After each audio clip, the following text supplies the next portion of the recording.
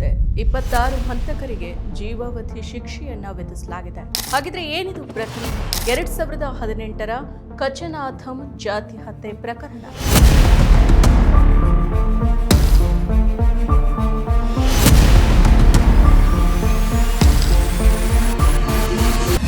ನಮಸ್ಕಾರ, eDina.comಗೆ ಸ್ವಾಗತ. ನಾನು ಸಪರ. ತಮಿಳುನಾಡಿನ ಶಿವಗಂಗಾದ ಕಚನಾಥಂ ಗ್ರಾಮದಲ್ಲಿ 2018ರಲ್ಲಿ ನಡೆದಿದ್ದ ಜಾತಿ ಘರ್ಷಣೆಯಲ್ಲಿ 3 ದಲಿತರನ್ನ ಕೊಂದಿದ್ದ 26 ಮಂದಿ ಜಾತಿವಾದಿ ದುರುಳರಿಗೆ ಜೀವಾವಧಿ ಶಿಕ್ಷೆಯನ್ನ ವಿಧಿಸಿ ಮದ್ರಾಸ್ ಹೈಕೋರ್ಟ್ ತೀರ್ಪನ್ನ ಕೊಟ್ಟಿದೆ. ಓರ್ವನನ್ನ ಪ್ರಕರಣದಿಂದ ಖುಲಾಸೆಗೊಳಿಸಿದೆ. ಗೃಹಲಕ್ಷ್ಮಿ ಯೋಜನೆಯಡಿ ರಾಜ್ಯದ 1,24,00,000 ಯಜಮಾನಿಯರ ಖಾತೆಗೆ ಪ್ರತಿ ತಿಂಗಳು 2,000 ರೂಪಾಯಿ ನೇರವಾಗಿ ಜಮೆಯಾಗುತ್ತಿದೆ. ಇದು ಮಗುವಿನ ಶಿಕ್ಷಣಕ್ಕೆ ನೆರವು, ಅನಾರೋಗ್ಯದ ಸಮಯದಲ್ಲಿ ಆಪದ್ಬಾಂಧವ, ಗೃಹಿಣಿಯರ ಕೈಗೆ ಸಿಕ್ಕ ನಿಜ ಆರ್ಥಿಕ ಸ್ವಾತಂತ್ರ್ಯ. ನಾವು ನುಡಿದಂತೆ ನಡೆದಿದ್ದೇವೆ, ನಿಮ್ಮ ಪ್ರೀತಿ ವಿಶ್ವಾಸವನ್ನ ಉಳಿಸಿಕೊಂಡಿದ್ದೇವೆ. ಗ್ಯಾರಂಟಿ ಸರ್ಕಾರಕ್ಕೆ 1000 ದಿನಗಳು, ನನಸಾಗಿದೆ ಕೋಟಿ ಕನಸುಗಳು. ಈ ಹಿಂದೆ 2022ರ ಆಗಸ್ಟ್ 5ರಂದು SC/ST ಕಾಯ್ದೆ ಪ್ರಕರಣಗಳ ವಿಶೇಷ ನ್ಯಾಯಾಲಯ ಕೂಡ 27 ಅಪರಾಧಿಗಳಿಗೆ ಜೀವಾವಧಿ ಶಿಕ್ಷೆಯನ್ನ ವಿಧಿಸಿತ್ತು. ವಿಶೇಷ ನ್ಯಾಯಾಲಯದ ತೀರ್ಪನ್ನ ಪ್ರಶ್ನೆ ಮಾಡಿ ಹೈಕೋರ್ಟ್ಗೆ ಮೇಲ್ಮನವಿಯನ್ನ ಸಲ್ಲಿಸಿದ್ರು. ಅಪರಾಧಿಗಳ ಅರ್ಜಿಯನ್ನ ಆಲಿಸಿದ ನ್ಯಾಯಮೂರ್ತಿ GK ಇಳಂತಿರಯ್ಯನ್ ಮತ್ತು R ಪೂರ್ಣಿಮಾ ಅವರಿದ್ದ ಪೀಠ ವಿಶೇಷ ನ್ಯಾಯಾಲಯದ ತೀರ್ಪನ್ನ ಎತ್ತಿ ಹಿಡಿದಿದೆ.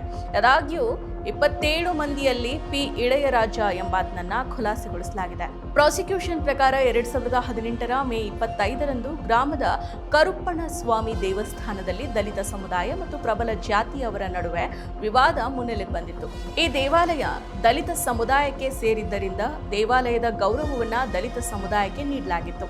ಇದರಿಂದ ಕೋಪಗೊಂಡ ಪ್ರಬಲ ಜಾತಿಯ M ಚಂದ್ರಕುಮಾರ್ ಎಂಬಾತ ದಲಿತ ಯುವಕ ಷಣ್ಮುಗನಾಥನ್ ಮತ್ತು ಸಂಗಡಿಗರಿಗೆ ಬೆದರಿಕೆಯನ್ನ ಹಾಕಿದ್ರು. ಬೆದರಿಕೆಯನ್ನ ಒಡ್ಡಿದ ಚಂದ್ರಕುಮಾರ್ ವಿರುದ್ಧ ಷಣ್ಮುಗನಾಥನ್ ಅವರು ಪೊಲೀಸ್ ಠಾಣೆಯಲ್ಲಿ ದೂರನ್ನ ದಾಖಲು ಮಾಡಿದ್ರು. ಚಂದ್ರಕುಮಾರ್ನನ್ನ ಬಂಧಿಸಿದ ಪೊಲೀಸರು ಅದೇ ದಿನ ಜಾಮೀನಿನ ಮೇಲೆ ಬಿಡುಗಡೆ ಮಾಡಿದ್ರು.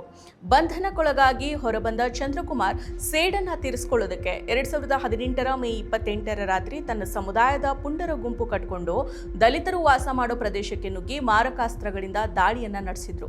ಷಣ್ಮುಗನಾಥನ್, ಆರುಮುಗಂ ಮತ್ತು ಚಂದ್ರಶೇಖರ್ ಅವರನ್ನ ಕೊಂದ ಜಾತಿವಾದಿ ದುರುಳರ ಗುಂಪು ಸುಗುಮಾರನ್, ಮಲೈಸಾಮಿ, ಧನಶೇಖರನ್, ಮಹೇಶ್ವರನ್ ಮತ್ತು ದೈವೇಂದ್ರನ್ ಅವರನ್ನ ಗಂಭೀರವಾಗಿ ಗಾಯಗೊಳಿಸಿತ್ತು. ಗಾಯಾಳುಗಳಲ್ಲಿ ಒಬ್ಬರಾದ ಮಹೇಶ್ವರನ್ ಅವರು ಪಳೆಯನೂರು ಪೊಲೀಸ್ ಠಾಣೆಯಲ್ಲಿ ದೂರನ್ನ ದಾಖಲು ಮಾಡಿದ್ರು. ಅವರ ದೂರಿನ ಆಧಾರದ ಮೇಲೆ 29 ವಯಸ್ಕರು ಮತ್ತು 4 ಬಾಲಾಪರಾಧಿಗಳು ಸೇರಿ 33 ಜನರ ವಿರುದ್ಧ ಪ್ರಕರಣವನ್ನ ದಾಖಲು ಮಾಡಿದ್ರು. ಪ್ರಕರಣದ 29 ವಯಸ್ಕ ಆರೋಪಿಗಳಲ್ಲಿ ಓರ್ವನಾದ ಪ್ರಶಾಂತ್ ಎನ್ನುವಾತ ವಿಚಾರಣೆಯ ಹಂತದಲ್ಲಿನೇ ಸಾವನ್ನಪ್ಪಿದ್ರು.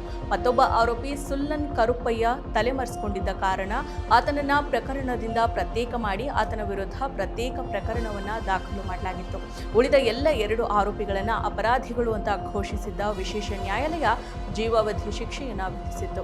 ಅನಾದಿ ಕಾಲದಿಂದನೂ ದಲಿತರ ಮೇಲೆ ಮೇಲ್ಜಾತಿಗಳು ದೌರ್ಜನ್ಯವನ್ನ ನಡೆಸ್ತಾ ಇದ್ದಾವೆ. ಈ ಪ್ರಕರಣ ಒಂದೇ ಅಲ್ಲ, ಇಂತಹದೇ ಹಲವಾರು ಪ್ರಕರಣಗಳು ನಮ್ಮ ಕಣ್ಮುಂದೆ ಇದ್ದಾವೆ.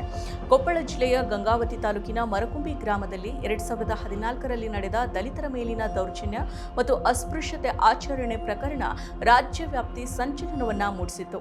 ಅಕ್ಟೋಬರ್ 24ರಲ್ಲಿ ಕೊಪ್ಪಳ ಜಿಲ್ಲಾ ನ್ಯಾಯಾಲಯ 98 ಮಂದಿಗೆ ಜೀವಾವಧಿ ಶಿಕ್ಷೆಯನ್ನ ವಿಧಿಸಿ ಐತಿಹಾಸಿಕ ತೀರ್ಪನ್ನ ಕೊಟ್ಟಿತ್ತು. ನವೆಂಬರ್ 2024ರಲ್ಲಿ ಶಿಕ್ಷೆಗೆ ಒಳಗಾದವರಲ್ಲಿ 97 ಮಂದಿಗೆ ಹೈಕೋರ್ಟ್ ಧಾರವಾಡ ಪೀಠ ಜಾಮೀನನ್ನ ಮಂಜೂರು ಮಾಡಿತ್ತು. 2014ರ ಆಗಸ್ಟ್ 28ರಂದು ಮರಕುಂಬಿ ಗ್ರಾಮದಲ್ಲಿ ದಲಿತರಿಗೆ ಕ್ಷೌರದಂಗಡಿ ಮತ್ತು ಹೋಟೆಲ್ನಲ್ಲಿ ಪ್ರವೇಶವನ್ನ ನಿರಾಕರಿಸಿದ ನಂತರ ಈ ಜಾತಿ ಸಂಘರ್ಷ ನಡೆದಿತ್ತು. ಈ ಗಲಾಟೆ ತಾರಕಕ್ಕೇರಿ ದಲಿತರ ಕೇರಿಗೆ ನುಗ್ಗಿ ಗುಡಿಸಲುಗಳಿಗೆ ಬೆಂಕಿಯನ್ನ ಹಚ್ಚಲಾಗಿತ್ತು. ಮತ್ತಷ್ಟು ವಿಶೇಷ ವಿಡಿಯೋಗಳನ್ನು ನೋಡಲು ಮತ್ತು ಹೊಸ ವಿಡಿಯೋಗಳ ಬಗ್ಗೆ ತಿಳಿಯಲು eDina.com ಯೂಟ್ಯೂಬ್ ಚಾನೆಲ್ ಸಬ್ಸ್ಕ್ರೈಬ್ ಮಾಡಿ ಮತ್ತು ಬೆಲ್ ಐಕಾನ್ ಕ್ಲಿಕ್ ಮಾಡಿ.